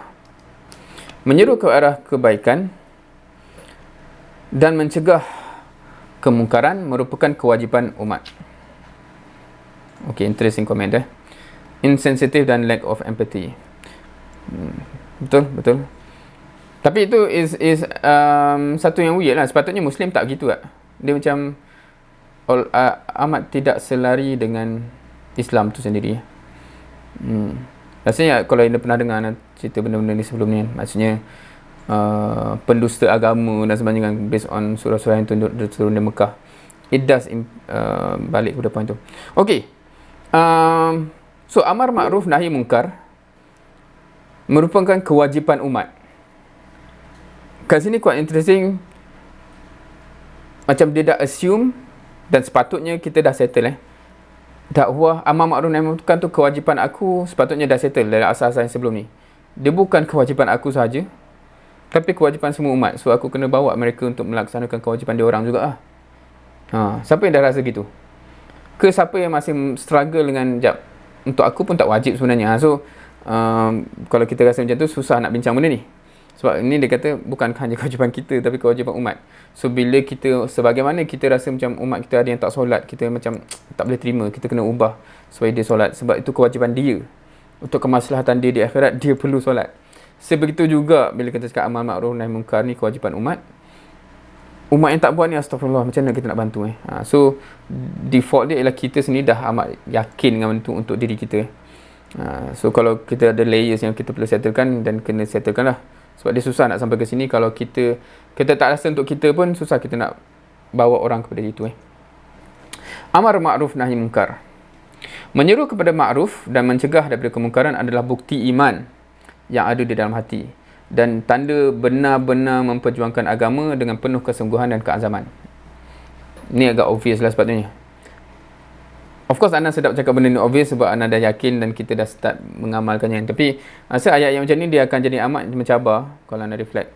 Sebelum kita buat apa-apa dan sebelum kita yakin kita kena buat apa-apa. Macam, ya ke? Aku kalau tak berdakwah, tak maknanya bukti, maknanya tak tu bukti aku beriman. Maknanya kadang-kadang dia akan teruji di situ. Belum nak cakap syaitan ke kipas lagi apa kan. Okay, so kat sini satu soalan yang Ana rasa quite interesting. Sebelum ni pun Ana tanya dengan grup halaqah kosong-kosong yang Ana bawa. Korang tengok macam ni, korang rasa macam ni? Adakah kita rasa macam sebagai orang Islam, benchmark dia kat sini, dan siapa yang buat dakwah tu ialah macam up lah, maknanya dia pahala tambahan, darjat tambahan. Korang faham umat Islam dan dakwah tu benchmark dia sama? Maknanya umat Islam tu expectation asalnya memang dia berdakwah amar ma'ruf nahi munkar. Dia bukan up lah. Dia macam, sebab kalau up tu maksudnya kalau kita kat sini pun kita tak rasa berdosa kan, sebab kita dah fulfill lah umat Islam kan. So yang buat tu dia dapat lah lebih kelebihan dia kan. Kita faham tak dia part and parcel of menjadi umat Islam tu. Sebab Ana tanya dia orang tu sebab kita dah baca at least beberapa surah daripada An-Nas sampai Ad-Duha. Dia akan jadi amat obvious. Dakwah tu bukan untuk selected group. Dia siapa-siapa yang yakin dengan Quran tu, automatically dia akan yakin dengan dakwah tu kerja dia. Dia bukan macam tambahan daripada umat Islam biasa. Itulah umat Islam yang sepatutnya. Gitu So kita dah rasa gitu ke? Ataupun kita masih rasa, sebab kalau kita dah rasa gitu, kita tak rasa macam effort yang kita bagi untuk dakwah tu macam satu extra. Dia macam, kita rasa tak macam kita solat 5 waktu tu macam aku dah bagi extra dah ni. Tak kan? Sebab that's the basic responsibility. So kalau kita dah rasa dakwah begitu, kita tak rasa kita bagi extra. Kita bagi kurang tu yang kita rasa berdosa. So are we there yet? So tu satu soalan lah. Okay. Kalau kita ambil hadis-hadis, kat sini ada banyak dalil. So kalau anda ambil contoh ni je pun, man ra'a minkum munkaran falyughayyirhu biyadihi onwards. Tapi anda jangan ambil portion ni. Siapa-siapa saja yang tengok munkar, dia kena falyughayyirhu, dia kena berperanan untuk mengubahnya kan. So adakah ini maknanya ini akan valid untuk semua orang Islam lah kan? Maknanya siapa-siapa tengok, dia kena buat peranan tu. Kalau kat sini dalam konteks mencegah kemungkaran. So siapa yang tak buat, dia actually tidak melaksanakan arahan direct. So dia bukan isu pahala tambahan atau darjat tambahan. Dia actually basic responsibility. Man ra'a minkum munkaran. Siapa-siapa saja yang nampak je, you have to do something. So ni salah satu yang agak obvious, yang rasanya hadis yang famous. So ada banyak dalil lagi yang memang conclusion yang sama. It's our basic requirement as a Muslim to fulfill this responsibility. Okay. Mengubah kemungkaran hati. So ada pembincangan pula pasal sekejap, dah nak pukul 11 lah. Sekejap, macam mana jadual kita ni? Ana pun lupa. Kita sebenarnya berhenti pukul apa. Okay. Tapi kita nak kena habiskan juga malam ni kan. Cumanya kalau Ana kena rush sikit pukul 11 Okay. Ada 10 minit ke. Okay, mengubah kemungkaran hati. Siapa yang tidak mengangkari dengan hati, seolah-olah tidak ada sikit pun keimanan. Ni ambil literally daripada hadis tersebut kan. Mengingkari kemungkaran dengan hati adalah asas yang paling penting bagi keseluruhan pencegahan kemungkaran. Faham ke? Sebab kalau kita faham yang mencegah dengan tangan, dengan lidah, for sure hati tu memang dia dah orang kata apa? Dia dah ada. Sebab otherwise kenapa pula tiba-tiba tangan dia bergerak? Sebab itulah dia punya bendanya kan. Siapa yang benci dan memusuhi sesuatu, maknanya hati dia memang tak suka dan memang dia against benda tu, pastinya menghasilkan perubahan kepada perbuatan yang muncul, either perkataan dia, pergerakan dia, ataupun even masa dia berdiam diri, dia memang dia tak suka benda tu, kita boleh sense kan. Dan semangat yang berkobar adalah sumber kepada tindakan seseorang. So ini quite interesting. Rasanya logik dan faham je. Cumanya interesting bagi orang yang ambil hadis tu, kata tak apa, yang paling kurang hati. Tak. Falyughayyirhu, keyword dia falyughayyirhu kan. Maknanya kena mencegah, lepas tu yang paling kurang dengan hati. So kalau kita yang paling tak boleh dengan tangan dengan lidah pun, maksudnya kalau betul dengan hati tu dia nak mencegah dan sebagainya, for sure dia akan timbul something. Paling kurang doa dalam munajat ke apa. Sebab dia dari hati akan terkeluar benda tu kan. Ini benda tu tak ada just kita kata aku tak buat apa-apa pun, at least hati aku menyatakan sesuatu yang tak setuju. So it's not to be simplified dan dicairkan begitulah hadis-hadis yang begini. So itu balik kepada kefahaman yang songsang tu lah dalam menyalahgunakan hadis tu kan. So hopefully kita faham again dia punya keyword kat hadis tu ialah falyughayyirhu tu baru datang teknikal tu kan. So macam mana kita mengubah dengan hati tu kan. Pemusatan usaha. Tindakan terpenting dan paling utama adalah bagaimana untuk kukuhkan perkara makruf terbesar. Ada typo. Terbesar, iaitu menghukum dengan syariat Allah dan meninggikan panjinya. Inilah yang semestinya menjadi fokus dan kerja seorang Muslim sepanjang kehidupannya siang dan malam. Okay, so ni dia balik semula kepada the very essence of main objective. So kalau kita nak sampai ke situ, sepatutnya all our effort digelembling ke arah itu. So boleh faham So kat sini tak ada kupasan lah, tak ada perincian. Maknanya how, of course kalau itu yang kita bincangkan throughout this marhalah dengan fiqh dakwah dan sebagainya. Macam mana kita pusatkan semua benda supaya kita capai benda tu. Disebab tu kita membina orang, kita mentarbiah, disebabkan itu kita terlibat dengan siasat, disebabkan itu kita terlibat membantu orang, disebabkan itu kita jadi qudwah. All those things, dia adalah elemen yang nak tak nak perlu ada untuk sampai kepada akhirnya objektif yang kita nak kan. So and all of our effort geared towards mencapai perkara tersebut. Seterusnya 20. Okey, kita second last insya-Allah pada malam ni ataupun dari buku ni pun asyad min apa ni, tak ada baris pula ni, hijran al-Quran al-mukhalafah maqsudihi wa munaqadahu ahdafih. Pun bila baris separuh-separuh, kenapa buku ni baris separuh-separuh Anyway, dia expect semua orang tahu baris yang lain kot. Atau menyalahi tujuan dan objektif Al-Quran lebih bahaya dari mengabaikannya. Quite interesting. Boleh terima ke? Menyalahi tujuan dan objektif Al-Quran tu lagi bahaya dari mengabaikan Al-Quran terus. So quite interesting kat sini. Sebab ada orang yang mengabaikan Al-Quran tu pun satu masalah. Tapi dia kata kat sini, orang yang zahirnya tak abaikan Quran, tapi dia menyalahi tujuan dan objektif Quran tu dalam penggunaan Quran dia, itu lagi problematik, itu lagi bahaya So interesting, dan kita tengok apa ceritanya. Al-Quran sepatutnya memimpin manusia So kalau kita tengok sirah, agak obvious bagaimana Al-Quran tu telah menjadi satu faktor yang besar dalam transformasi yang paling hebat dalam sejarah. Kalau kita tengok kehidupan para sahabat, tabi'in, tabi'in, macam mana berubah daripada sebelum dan selepas dengan turunnya Al-Quran. So kita tahu impact Al-Quran tu Tapi bila kita tengok keadaan sekarang pula, kebanyakan Muslim tak faham Al-Quran sebagaimana kefahaman yang sepatutnya. Itu satu problem lah. Lepas tu malah menggunakan ayat Quran bertentangan dengan tujuan penurunannya. Betul ke ni? So statement yang quite interesting, assertion yang quite interesting maknanya kebanyakan orang Islam, satu, tak faham Quran seperti yang sepatutnya difahami. Kedua, ada pula yang menggunakan ayat Quran opposite of dia punya tujuan. Okey, dia bagi contoh. Ada kan ayat-ayat yang Allah yang bagi hidayah, kan? Allah yang bagi hidayah, bukan kamu.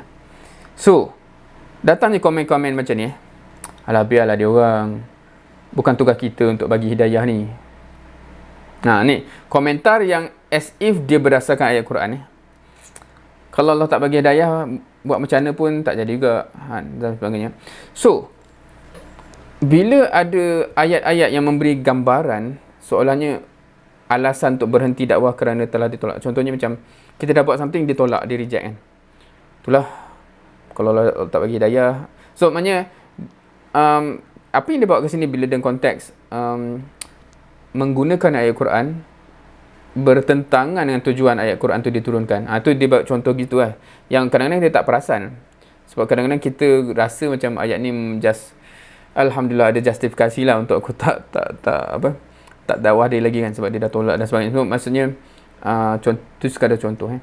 So ini adalah contoh penggunaan ayat Quran yang bertentangan dengan maqasid dan objektif penurunan Quran itu sendiri.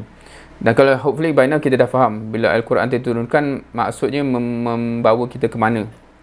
Tapi kalau keluar perkataan ni daripada kita dan konon-kononnya berdasarkan Quran pula tu, tu satu benda yang tak sepatutnya berlaku lah.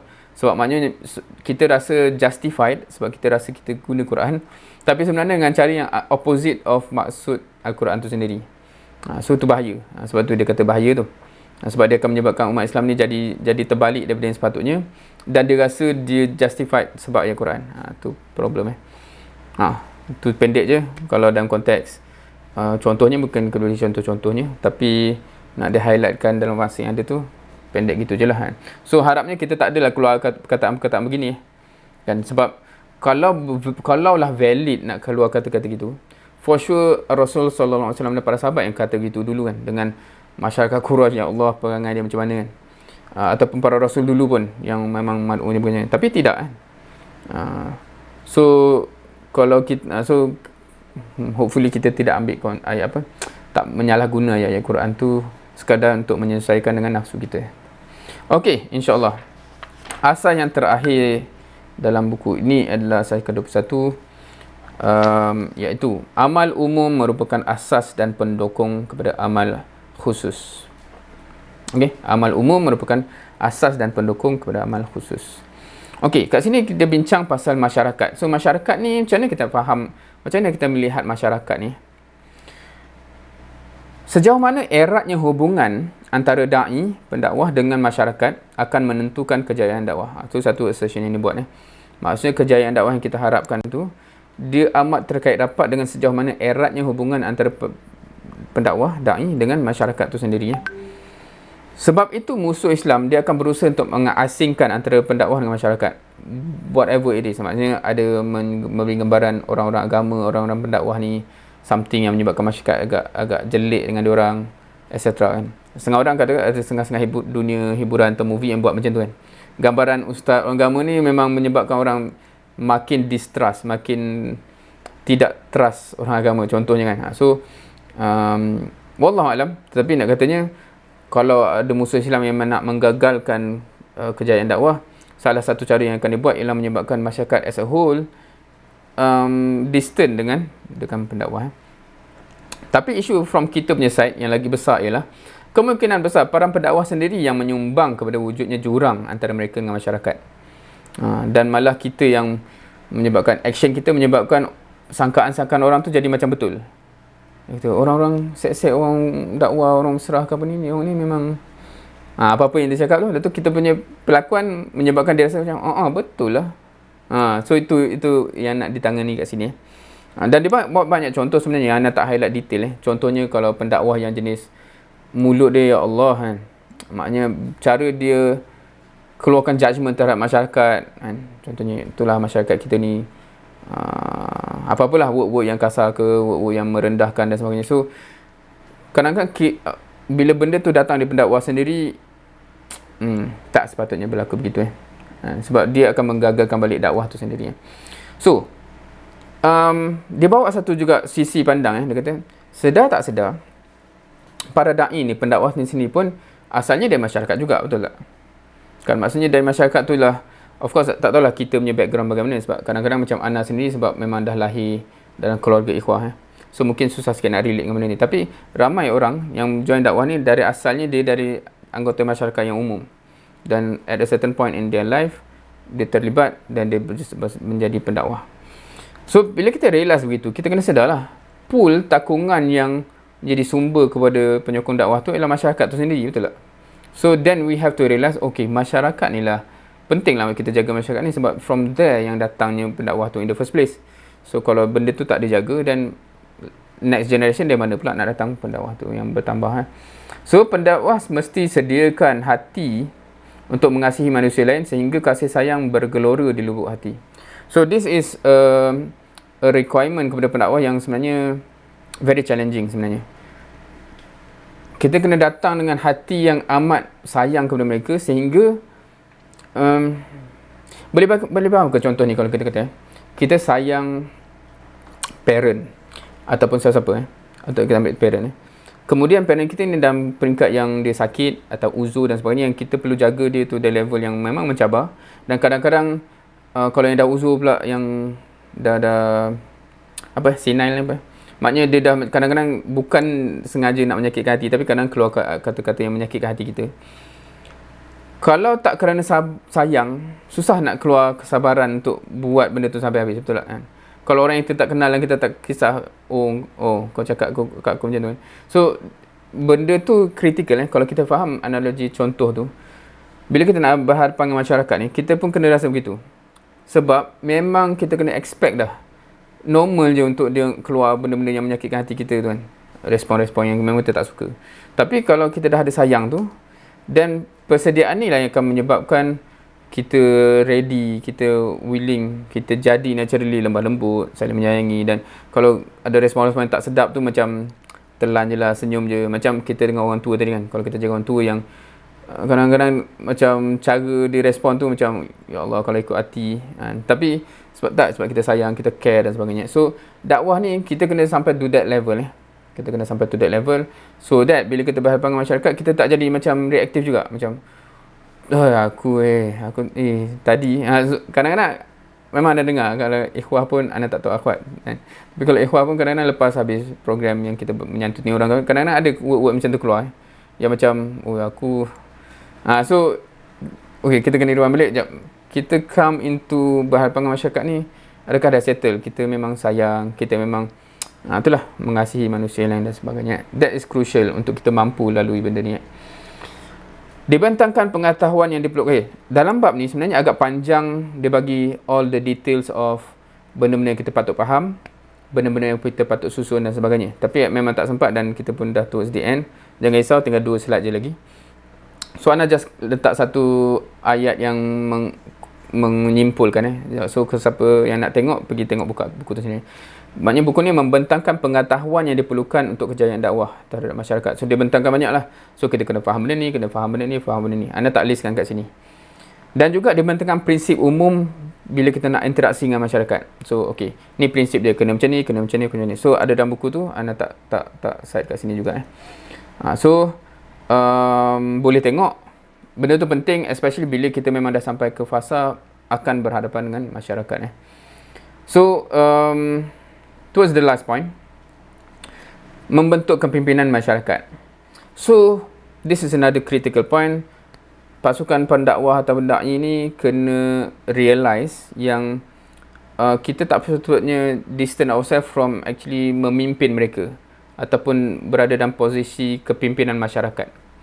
Sebab kupasan ni panjang lah. Maknanya because if we tak nak lah jadi pemimpin masyarakat dan sebagainya kan, then what will happen is yang benda yang kita tak nak lah yang akan dominasi benda tu, tempat tu ialah orang yang memang ada agenda yang negatif dan sebagainya. So dan kita makin susah dakwah tu. So we should not be distancing ourselves from being in the position of leadership dalam masyarakat. Tapi kemudian dia bawa satu poin yang penting untuk kita faham. Ni especially orang yang jarang keluar. Kita duduk dalam kepompong kita je. Kepimpinan masyarakat ni adalah kepimpinan, alamak ada typo kat sini, ikhtisas kepimpinan masyarakat bukan kepimpinan yang bertanggungjawab terhadap tarbiyah dan sebagainya. So we have to understand it is very different. Jangan anggap Ana ni ketua JK Tarbiyah, so is the same skill, the same apa semua kat sana. Is very different. So persiapan kita untuk ke sana dan readiness tu perlu ada lah.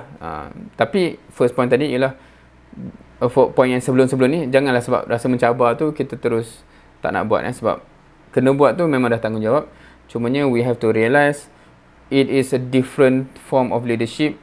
Bila kita memimpin masyarakat ni, yang ada benda-benda yang memang perlu, satu bermula dengan tadi itulah, kasih sayang yang menyebabkan kita akan sabar dan sebagainya. Kemudiannya kita kena willing to fulfill that function. Memang akan ada expectation lah kalau kita jadi leader masyarakat. Adalah expectation kan. Siapa yang dalam siasah kadang-kadang dah realise benda tu. Macam, ya Allah, banyaknya masa aku kena spend dengan kerana nahwa ni kan. But that's part and parcel of leading masyarakat yang memang karakter dia begitu. So we have to realise this. Kalau kita tak fulfill that function, orang lain akan fulfill. Na'udzubillah yang merosakkan. So alhamdulillah, itulah hujung buku ni, Qawaid Dakwah Ilallah, ataupun prinsip-prinsip dakwah, ataupun asas-asas berdakwah ke jalan Allah. Kita dah cover secara kasar, secara overview, secara poin-poin besar 21 asas-asas dan prinsip-prinsip daripada last time sehingga ke hari ini, insyaAllah. Wallahu alam, harapnya kita dapat absorb lah benda ni. Dan of course, yang kita minat dan asas-asas mana yang ada detailnya lagi dalam buku tu, hopefully boleh tengok sendirilah, insyaAllah, untuk pengukuhan. Wallahu alam, anda kembalikan kepada pengurusi tadi.